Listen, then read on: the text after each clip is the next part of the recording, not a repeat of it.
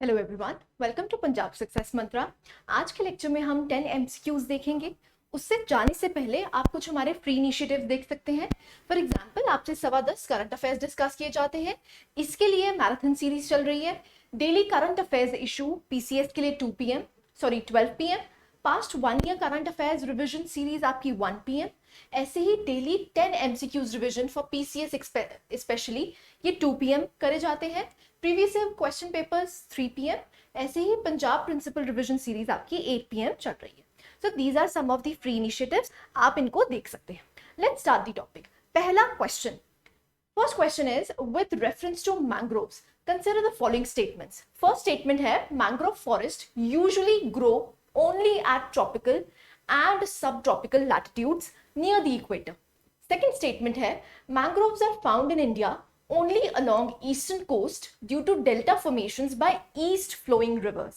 Now you have to select the correct statement. अब correct पूछा है, सबसे पहले आप हमेशा ये देखिए क्या पूछा है, correct पूछा है कि incorrect पूछा है. So just circle that out. So correct पूछा है A 1 only, B 2 only, C both A and B, or is it neither 1 nor 2?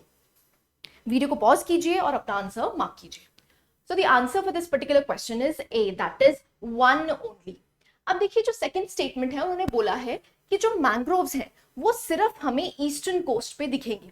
देखिए अगर आपको बेसिक ज्योग्राफी भी आती है तो ऐसा नहीं है कि जितनी भी हमारी रिवर्स हैं वो सारी फ्लो करती हैं ईस्टवर्ड। कुछ ऐसी रिवर्स भी हैं जहां पर आपको वेस्टवर्ड फ्लोइंग भी देखने को मिलता है, अरेबियन सी में जाके होती है। तो इसका मतलब क्या है, मैंग्रोव्स वहां पर भी देखने को मिलेंगे। तो ऐसा तो नहीं है कि सिर्फ आपको ये ईस्टर्न कोस्ट पे दिखाई देंगे। सो एक्सप्लेनेशन क्या है आप देख सकते हैं। जो मैंग्रोव है वो एक वुडी ट्री है जिसको हम श्रब भी कह सकते हैं। जनरली वो कोस्ट लाइंस पे एग्जिस्ट करता है ट्रॉपिक और सब ट्रॉपिकल लैटिट्यूड्स में। अब देखिए यहाँ पर टेम्परेचर वेरिएशन ज्यादा नहीं होना चाहिए, इसीलिए आपको लैटिट्यूड्स जो है वो ट्रॉपिकल या फिर सब ट्रॉपिकल रीजन्स में आपको मैंग्रोव्स देखने को मिलते हैं। नेक्स्ट आता है that is all the mangroves have evolved special adaptations. अगर आपको पिछला लेक्चर याद हो तो हमने स्पेशल कैरेक्टरिस्टिक्स ऑफ मैंग्रोव्स किया था, जहां पर हमने न्यूमैटोफोर्स वगैरह के बारे में पढ़ा था। तो उनकी वो स्पेशल कैरेक्टरिस्टिक्स हैं जो कि आपको मैंग्रोव्स में देखने को मिलती हैं। अब अगर हम इंडिया की बात करते हैं तो मैंग्रोव्स, सबसे लार्जेस्ट मैंग्रोव्स आपको कौन से देखने को मिलते हैं, दैट इज सुंदरबंस जो एग्जिस्ट यहाँ करते हैं। ऐसे महानदी, कृष्णा, गोदावरी, कावेरी, ऐसी अंडमान एंड निकोबार आइलैंड्स में मैंग्रोव्स देखने को मिलते हैं। ऐसे आप देखेंगे वेस्टर्न साइड पे भी देखने को मिलते हैं। तो मेजॉरिटी अगर हम देखें तो मेजॉरिटी आपको कहां पर मिलते हैं, दैट इज ईस्टर्न कोस्ट पे। लेकिन ऐसा नहीं है कि सिर्फ ही ईस्टर्न कोस्ट में एग्जिस्ट करते हैं, ये आपको वेस्टर्न कोस्ट में भी देखने को मिलेंगे। So these are some of the important mangrove areas of India. Next question पे चलते हैं, question number 2। With reference to various steps involved in the process of decomposition. अब देखिए डीकॉम्पोजिशन के बारे में बात करी जा रही है, आपको स्टेटमेंट्स करेक्ट बतानी है। You have to tell the correct statements. First statement है humification leads to formation of humus which is highly resistant to further chemical action. Next आता है mineralization is an essential pre-requirement for humification to occur. Third है catabolism is the last step of decomposition. A है 1 only, B है 2 and 3 only, C है 1 and 3 only, और is it D 1, 2 and 3? So आप अपनी video pause कीजिए और अपना आंसर मार्क कीजिए। So answer for this particular question is 1 only, मतलब ह्यूमिफिकेशन ही एक्चुअली में ये वाला जो फर्स्ट स्टेटमेंट है वो ही करेक्ट है। अब देखिए अगर आपको ये क्वेश्चन नहीं भी आता था तो आप इसको अच्छे से देख लीजिए। डीकॉम्पोजिशन के कुछ प्रोसेसेस होते हैं। सबसे पहला प्रोसेस है फ्रैगमेंटेशन। देखिए फ्रैगमेंट का मतलब क्या होता है, जब हमने बड़े पीसेस को छोटे छोटे पीसेस में डिवाइड कर दिया है, दैट इज फ्रैगमेंटेशन। नेक्स्ट आता है दैट इज लीचिंग। लीचिंग का मतलब होता है anything that is water soluble. जो भी वाटर सॉल्युबल कंपाउंड्स हैं वो एक्चुअली में क्या कर जाएंगे, सॉइल के डीपर लेयर्स में चले जाएंगे, जिससे कि क्या होगा, लीचिंग होगी। That is the second step. Third step होता है कैटाबॉलिज्म, फोर्थ होता है ह्यूमिफिकेशन एंड लास्ट स्टेप होता है मिनरलाइजेशन। सो यहां पर क्या किया जा रहा है, ये डीकॉम्पोजिशन के कुछ स्टेप्स हैं जहां पर फ्रैगमेंटेशन से स्टार्टिंग होती है, लीचिंग, उसके बाद कैटाबॉलिज्म, उसके बाद ह्यूमिफिकेशन एंड लास्ट स्टेज होती है दैट इज मिनरलाइजेशन। अब इसके बारे में कुछ रीड कर लेते हैं। लीचिंग मैं आपको बता चुकी हूं, फ्रैगमेंटेशन मैं आपको बता चुकी हूं। अब देखिए कैटाबॉलिज्म, कैटाबॉलिज्म क्या है? It is a process in which the bacteria and the fungi degrade detritus through various enzymes into smaller pieces। अब इसका मतलब क्या है? यहां पर एक्शन किसका हो रहा है? बैक्टीरिया और फंगी का हो रहा है, जिससे वो क्या कर पा रहे हैं? उसको और भी ज्यादा ब्रेक डाउन कर पा रहे हैं। That is catabolism. अब नेक्स्ट आता है ह्यूमिफिकेशन और मिनरलाइजेशन। अब मिनरलाइजेशन क्या है? That is the last step of decomposition. So humification क्या है? It is which leads to the formation of dark colored colloidal substance called humus, which acts as a reservoir of nutrients to plants। अब देखिए catabolism, catabolism क्या है? जब bacteria fungi ने act किया और उसको स्मॉलर पीसेस में ब्रेक कर दिया। अब ह्यूमिफिकेशन क्या है? ह्यूमस बनना। ह्यूमस का मतलब क्या होता है? एक डार्क कलर्ड सॉइल बन जाती है जिसमें बहुत सारे न्यूट्रिएंट्स होते हैं। वो न्यूट्रिएंट्स एक्चुअली किसके लिए बेनिफिशियल होते हैं? For the plant growth, right. Next आता है दैट इज मिनरलाइजेशन। अब मिनरलाइजेशन में क्या होता है? जो भी फर्दर डिग्रेडेशन है वो किसकी हेल्प से होती है? माइक्रोब्स की प्रोसेस में होती है, और which finally leads to the release of inorganic nutrients into the soil. अब ये फर्दर डिग्रेडेशन की जाती है बाय माइक्रोब्स, और ये जो सब्सटेंस है, ये जो डार्क कलर्ड सॉइल है, ये एक्चुअली में किस में कन्वर्ट हो जाती है? जितने भी इनऑर्गेनिक कंपाउंड्स हैं उसमें स्प्लिट कर जाती है। So this is the last stage. This process of releasing the inorganic nutrients from the humus is known as mineralization. Humus से मिनरलाइजेशन का प्रोसेस क्या कहलाता है? जहां पर इनऑर्गेनिक सब्सटेंसेस में वो डिग्रेड हो जाता है। ठीक है जी। So this is the process of decomposition. आपको कैटेगोरिकली आपको सब स्टेप्स याद होने चाहिए। ठीक है जी। नेक्स्ट क्वेश्चन पे चलते हैं। Question number 3। क्वेश्चन नंबर 3 कहता है with reference to the zones of ocean on the basis of availability of sunlight consider the following statements. First statement है only photosynthesis take place in a photic zone due to availability of light. Second statement है neither photosynthesis nor respiration takes place in an aphotic zone. Now you need to tell the correct statements. A option है 1 only, B option है 2 only, C option है 1 and 2 only, और is it D neither 1 nor 2? So video pause कर सकते हैं और अपना answer mark कर सकते हैं। Answer for this particular question is D, it is neither 1 nor 2। अब देखिए यहां पर लिखा गया है only photosynthesis take place in a photic zone. अब फोटिक जोन में ही सिर्फ फोटोसिंथेसिस होती है? ऐसा नहीं है। अब आप देख सकते हैं फोटिक जोन का मतलब क्या होता है? जहां पर एक्चुअली में आपको सनलाइट देखने को मिलती है। अब अगर मैं फोटिक, यूफोटिक या फिर फोटिक जोन की बात करती हूं तो वहां पर आपको गुड सनलाइट देखने को मिलती है, जहां पर फोटोसिंथेसिस की एक्टिविटी इंक्रीज हो जाती है। नेक्स्ट लेयर एग्जिस्ट करती है दैट इज डिस्फोटिक जोन। अब डिस्फोटिक जोन का मतलब क्या है? वहां पर अबंडेंट सनलाइट नहीं है, बैड लाइट है, और only 1% of the sunlight is available to penetrate. अब ऐसा नहीं है कि बिल्कुल ही सनलाइट नहीं जाती, ठीक है। सो यहां पर भी सनलाइट जाएगी और इसकी वजह से भी फोटोसिंथेसिस होगी। तो ऐसा नहीं है कि फोटोसिंथेसिस सिर्फ फोटिक जोन में होती है, राइट। नेक्स्ट आता है एफोटिक जोन। देखिए this is without light, no light is able to penetrate down to this level। अब जो एफोटिक जोन है, एफोटिक का मतलब ही क्या होता है? जहां पर सनलाइट एग्जिस्ट नहीं करती, राइट। सो अगर हम पहली 2 लेयर्स देखते हैं तो वहां पर फोटोसिंथेसिस पॉसिबल है, लेकिन लास्ट वाली लेयर में पॉसिबल नहीं है। So you can see this. I hope यहां तक क्लैरिटी है।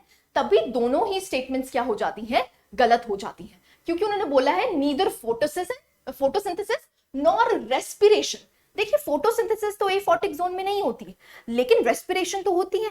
आपने देखा होगा कुछ ऐसे एनिमल्स हैं, एक्वाटिक एनिमल्स हैं, जो बेंथिक जोन में रहते हैं। बेंथिक का मतलब क्या है? सबसे लोअर मोस्ट जोन में रहते हैं। तो इसका मतलब क्या है? वहां पर भी ऑक्सीजन सर्वाइव करने के लिए है, राइट। सो ऐसा नहीं है कि रेस्पिरेशन नहीं होती, इसीलिए ये वाली स्टेटमेंट भी क्या हो जाती है? गलत।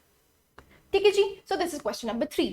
क्वेश्चन नंबर 4 एग्जिस्ट करता है. Consider the following statements with reference to grazing and detritus food chain.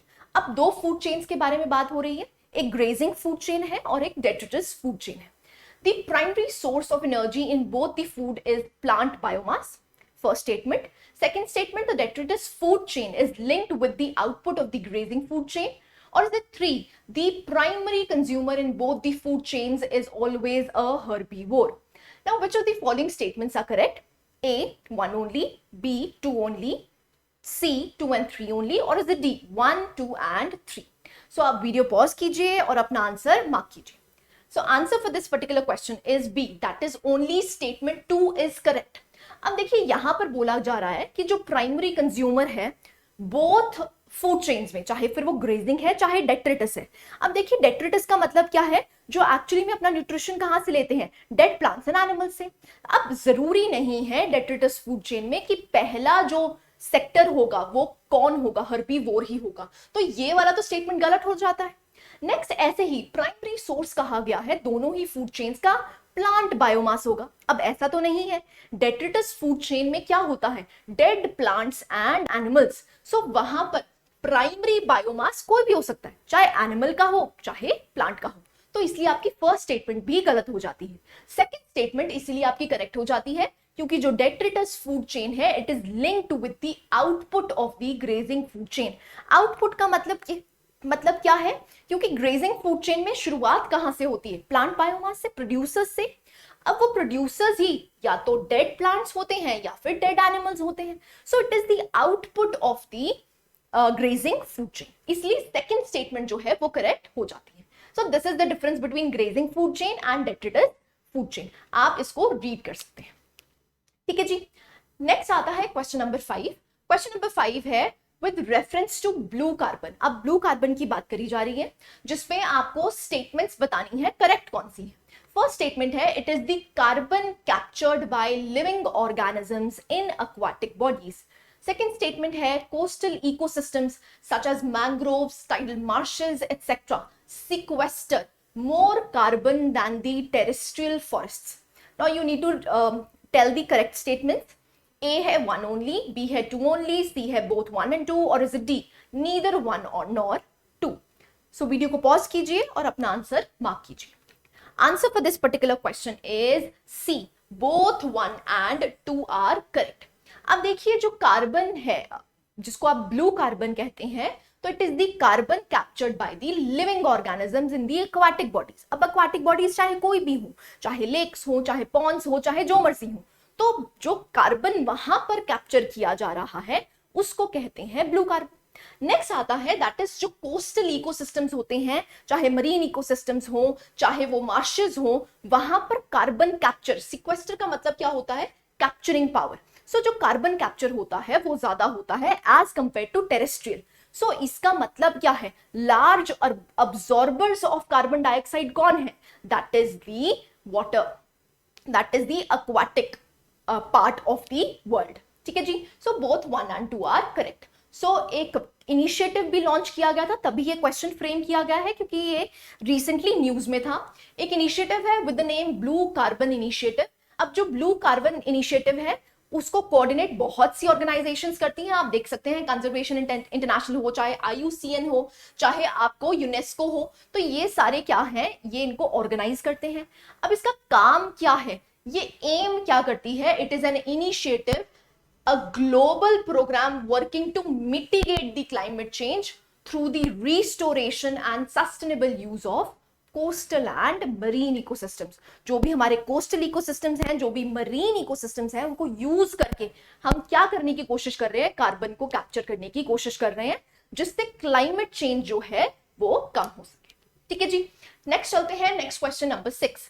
Question number 6 कहता है with reference to aquatic organisms classification, which of the following statements is incorrect? Now the statement here you want to find is incorrect. A, Neustons are those aquatic organisms which live submerged in the neritic zone. देखिए neritic सबसे ऊपर वाला zone होता है. Benthos are those aquatic organisms which live at the ocean floor.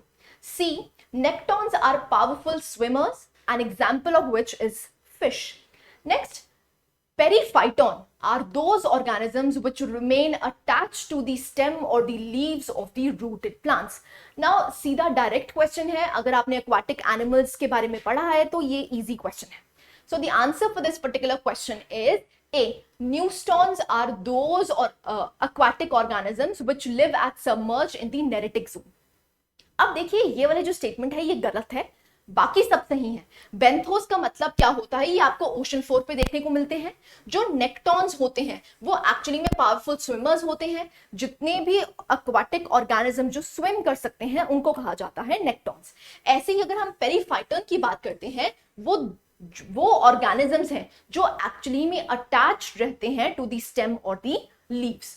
अब आप देख सकते हैं जो न्यूस्टॉन्स हैं वो एक्चुअली में क्या हैं, वो सबमर्ज नहीं होते हैं. They live at the air water interface. Very very important, this is what you need to remember. Nekton periphyton हम पढ़ चुके हैं. प्लैंक्टन्स जो हैं वो एक्चुअली में क्या हैं, दे आर फ्लोटिंग ऑर्गेनिजम्स. चाहे फिर वो एल्गी हो चाहे प्रोटोजोआ हो, उनको कहा जाता है दी प्लैंक्टन्स. ठीक है जी. So this was all about this question. Next question पे मूव करते हैं, that is question number 7 with reference to the zones of ocean. अब जोन्स ऑफ ओशन के ऊपर क्वेश्चन है. Consider the following statements. A है circa littoral zone is dominated by algae. Subtidal zone is never exposed to the atmosphere. Which of the following statements are correct? A, 1 only, B, 2 only, C, both 1 and 2, or is it D, neither 1 nor 2? Video को pause कीजिए और अपना answer mark कीजिए. So answer for this particular question is 2 only. देखिए जो सब title zone है वो कभी भी it is never expose to the atmosphere. अब आपने स्टेटमेंट ध्यान से पढ़नी है. देखिए मैंने आपको बताया सबसे ऊपर वाला जोन क्या कहलाता है, फोटिक जोन.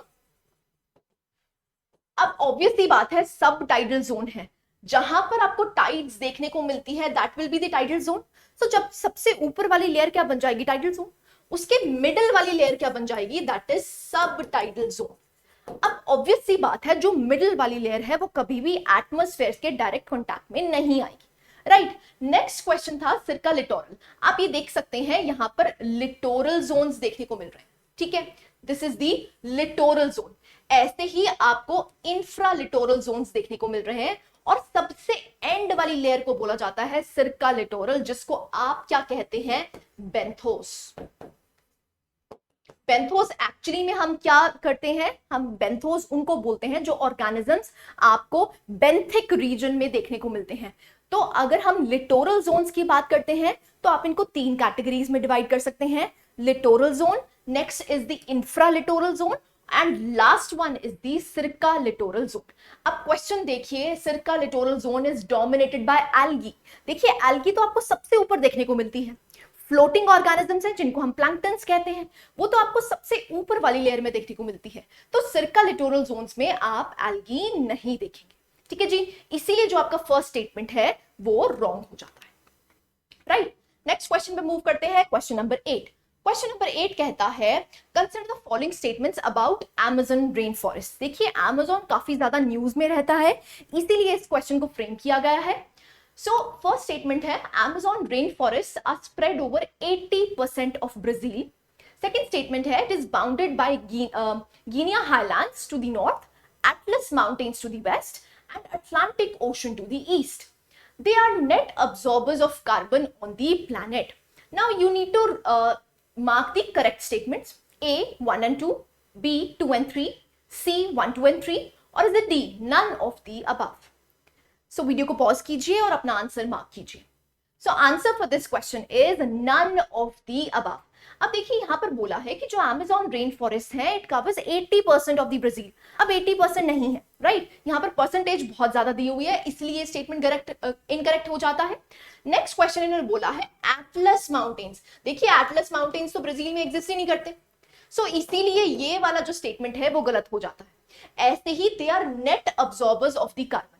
अब जो ये थर्ड स्टेटमेंट है ये न्यूज से पिक करी गई है. ऐसा माना गया था कि जो आपके ये रेन फॉरेस्ट हैं they are the absorbers of carbon dioxide. लेकिन ऐसा देखा गया है, रीसेंट स्टडी करी गई है, ये रीसेंट अब्जॉर्बर्स नहीं है, नेट अब्जॉर्बर्स नहीं है, रादर नेट एमिटर्स हैं. इसीलिए न्यूज काफी ज्यादा न्यूज में रही थी, इसीलिए ये क्वेश्चन फ्रेम किया गया, इसीलिए ये वाली जो स्टेटमेंट है वो भी इनकरेक्ट हो जाती है, राइट। सो आप एक्सप्लेनेशन देख सकते हैं, पहली स्टेटमेंट जो है वो इनकरेक्ट इसलिए है क्योंकि only 40% of the area is covered with these forest, Amazon rain forest, ठीक है जी। ऐसी स्टेटमेंट 2 करेक्ट इनकरेक्ट क्यों है? क्योंकि ये गिनिया हाइलैंड से नॉर्थ में है और एंडीज माउंटेन से है, ना कि एटलस माउंटेन्स, ठीक है। जो एटलस माउंटेन्स हैं वो तो आपको कहां पर देखने को मिलते हैं? That is in north western Africa, that is why it is incorrect. अगर एटलस की जगह एंडीज लिखा होता तो इट वाज करेक्ट, ठीक है जी। नेक्स्ट थर्ड स्टेटमेंट इनकरेक्ट क्यों है? क्योंकि जो रीसेंट स्टडी करी गई थी उसमें ये देखा गया है जो अमेज़न रेन फॉरेस्ट हैं, क्योंकि वहां पर बहुत सारी फॉरेस्ट फायर्स की वजह से अब वो नेट अब्जॉर्बर्स नहीं बल्कि एमिटर्स हैं, इसीलिए ये न्यूज में काफी रहा था, ठीक है जी। So this statement also becomes incorrect. Next statement पे चलते हैं, क्वेश्चन नंबर 9। क्वेश्चन नंबर 9 कहता है consider the following difference between tropical and temperate rain forest. बहुत ही इजी क्वेश्चन है, ये सबका करेक्ट होना चाहिए। While tropical rainforests are characterized by uniform temperature and rainfall, temperate rainforests exhibit seasonality with regard to temperature and rainfall. Second statement है, both tropical and temperate rainforests have rich undergrowth of small trees and shrubs. आपको correct statements बतानी है, A 1 only, B 2 only, C both 1 and 2, or is it D neither 1 nor 2?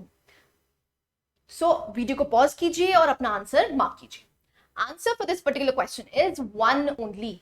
अब देखिए जो tropical rain forest है वहां पर आपको यूनिफॉर्म टेम्परेचर देखने को मिलता है, ये तो करेक्ट है। और सीजनैलिटी आपको कहां पर देखने को मिलती है? That is in the temperate. अब सेकंड जो स्टेटमेंट है उन्होंने बोला है both the tropical and temperate rain forest exhibit rich undergrowth. अब ऐसा नहीं है, जो हमारे ट्रॉपिकल रेन फॉरेस्ट हैं वो बहुत ज्यादा डेंस होते हैं। अब डेंस होने की वजह से क्या होता है, जो सनलाइट है वो पेनिट्रेट नहीं कर पाती नीचे तक, तो अंडर ग्रोथ आपको देखने को नहीं मिलती। रादर आपको क्या देखने को मिलता है? क्रीपर्स, जो एक्चुअली में क्या करते हैं, अपने आप को ट्रीज के आसपास लपेट लेते हैं और उसके बाद सनलाइट तक पहुंच पाते हैं। क्यों? क्योंकि जो इनकी कैनपी होती है वो काफी ज्यादा डेंस होती है, इसीलिए ये वाला जो स्टेटमेंट है वो इनकरेक्ट हो जाता है और आपका आंसर क्या बन जाता है? दैट इज ए, ठीक है जी। सो यही मैंने आपको एक्सप्लेन करा है, जो अंडर ग्रोथ है वो काफी रिस्ट्रिक्टेड रहती है in the tropical rain forest, ठीक है। आपको ट्रॉपिकल रेन फॉरेस्ट में जनरली क्रीपर्स, वाइन्स वगैरह देखने को मिलते हैं, ठीक है जी। Last question for the day, question आप देख सकते हैं, consider the following statements about boreal forests. These forests are found in cold regions with high rainfall and long winters. B, soil in these forests is nutrient poor and acidic, mainly because of the cold environment. C, boreal forests are the world's largest terrestrial carbon sink. Now you need to answer the correct statements. A, 1 and 2, B, 2 and 3, C, 1 and 3, or is it D, 1, 2 and 3? Video को pause कीजिए और अपना answer mark कीजिए। So answer for this particular question is D, सारे के सारे statements ही correct हैं। देखिए बोरियल जो फॉरेस्ट है वो आपको अपर रीजन्स में देखने को मिलते हैं, कैन यू सी दिस, ठीक है। सो यहाँ पर ऑब्वियसली बात है आपको कोल्ड टेम्परेचर देखने को मिलता है और रेनफॉल भी मॉडरेट होती है, जिसकी वजह से जो सॉइल्स है वो न्यूट्रिएंट पुअर बन जाती हैं। क्यों? क्योंकि लीचिंग हो जाती है, राइट। सो इसीलिए ये कोल्ड रीजन्स की वजह से आपको यहाँ पर बोरियल फॉरेस्ट को टाइगा भी बोला जाता है। यहाँ पर आपको फॉरेस्ट जो ट्रीज है कुछ ऐसे दिखने को मिलेंगे। क्यों? क्योंकि जो यहाँ पर टेम्परेचर है वो कोल्ड टेम्परेचर है। So long cold winter, short and mild summer होती है, ठीक है। Precipitation is moderate. ऐसे ही आपको कॉनिफरस ट्रीज देखने को मिलते हैं।